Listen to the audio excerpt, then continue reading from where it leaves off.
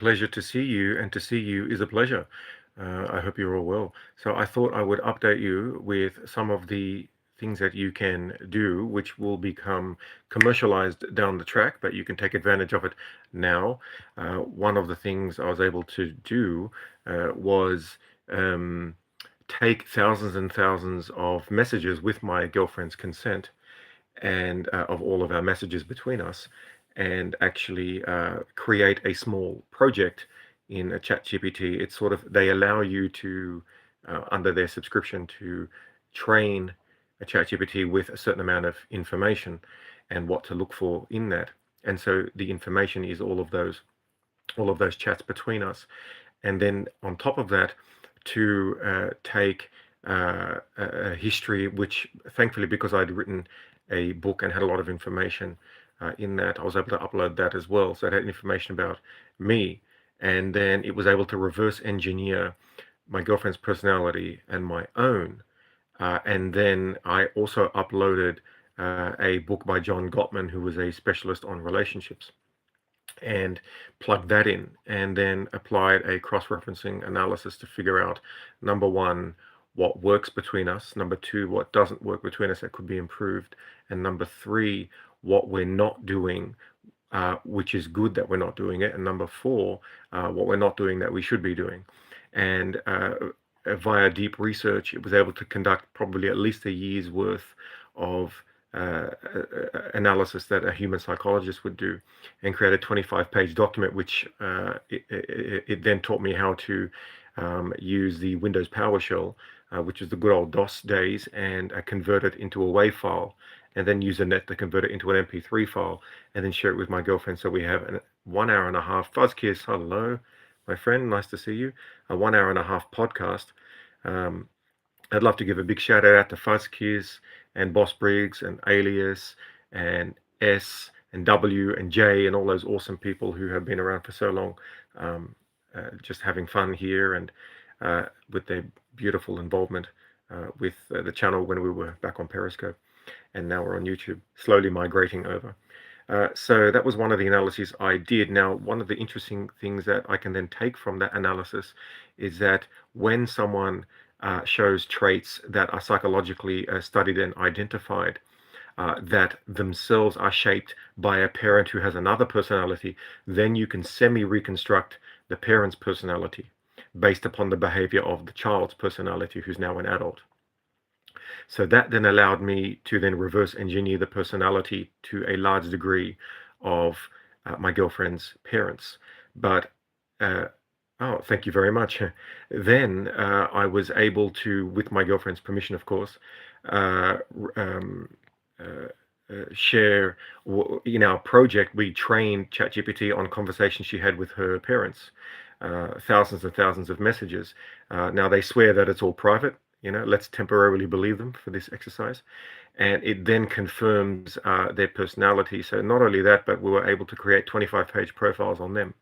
Then it allows you to understand what to say and what not to say to a high degree of accuracy when visiting them, how to get your message across if you wish them well, how to say it in a way that they understand as positive and not taken the wrong way. And it allows to minimize negative interactions, but it also allows you to then therefore predict, based upon what you will do, what can likely happen down the track, and what they will say, and then what you can say back. So you can now think 5 to 10 steps ahead in any scenario with these certain people. So this is the slow beginning of AI augmentation of human intellect. And I've been doing this for the last few months, and much more than just this. This is one small application. But another application was conflict resolution with my girlfriend, and to figure out the deep psychological reasons why something that might seem small turned into something that seems big out of nowhere. And so thankfully, we both have the same mindset, in that we can then go through that and analyze what happened and mix it with all of the data bank of the analysis to figure out where we went wrong and fix it immediately, which is fantastic. Now, what I also do, for example, I've set up lots of mini projects now, and each project are my experiences in, for example, in dealing with certain people I respect in my life, and I can then update my projects with what happens in a day. And so by diarizing everything that happens, then there's a subsequent analysis and it's all put into a journal. And so I have now hundreds of pages of journals over the last few months. And so my memory is now augmented electronically. So if I want to remember what I did on a certain day, I can immediately go back into one of my projects and find out what I did on that day. And I have the dialogue and I have where I was and everything else that happened. So it's almost like superhuman ability to recall events, and they don't change with time like biological memories. They're fixed in documentation backed up on computer and the cloud.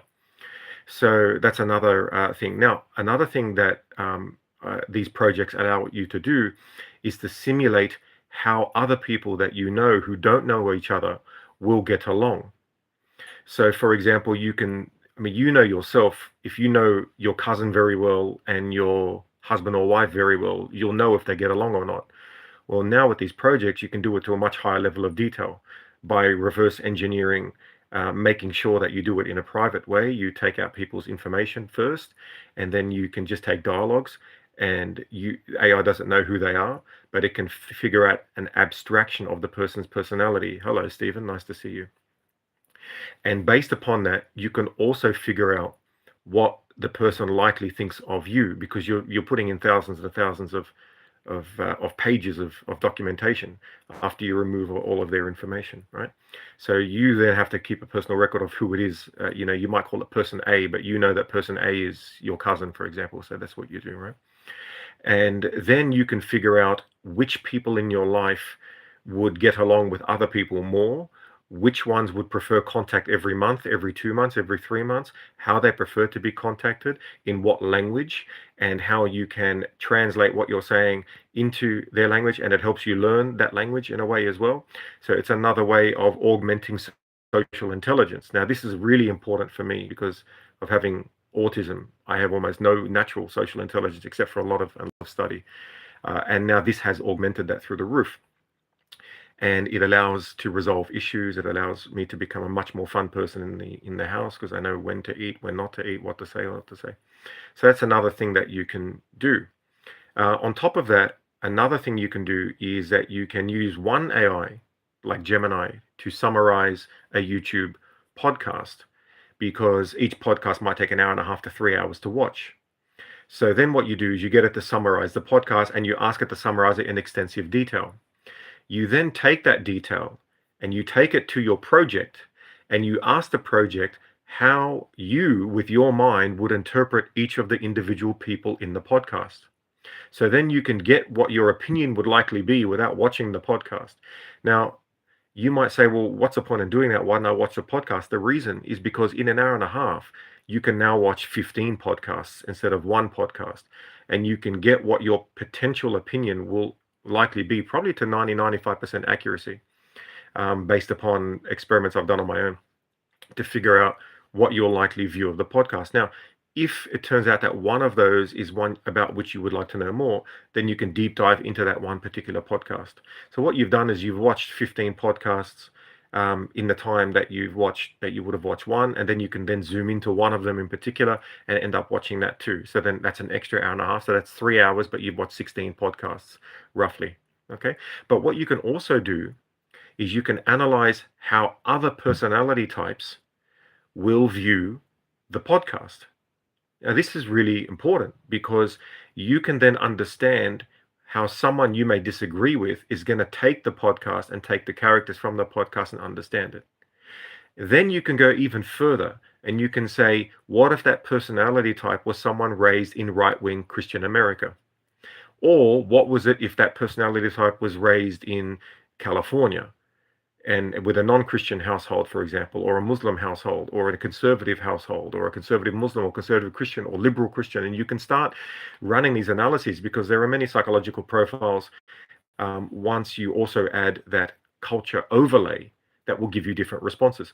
So what that allows you to do is figure out how to understand a video, not just from your view, but what is being understood by other personality types combined with other cultures that have mixed with that personality type. And it allows for increased empathy and understanding so that you don't sit with someone and say, how could you possibly think this? you already know how they could possibly think it, and AI can explain to you using psychology websites as to why they likely think what they think given their hardwiring and their environment. So these are things that I think one could implement instead of, it's a way to make AI and your brain together collectively way more intelligent than using it to make you dumber. In that initial uses might be, oh, tell me the weather, or how do I make this recipe or something, where in other words it's doing the mental grunt for you. But what I'm describing means you still have to work at your intellectual capacity, but it's been augmented.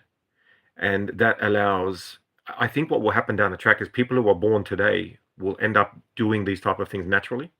So in 20 or 30 years time, they'll be looking at people who don't do this now and think, what's wrong with you? Like, why are you so backwards? In the same way, in the same way we thought our parents were backwards, I guess. So I haven't even told you about things I can do. I can get it to, in mathematics, I can get it to rewrite textbooks for me, instead of sorting the information in the textbooks by subdomains of mathematics. So for example, in mathematics today, they'll have a book on differential geometry, another book on number theory, and another book on functional analysis.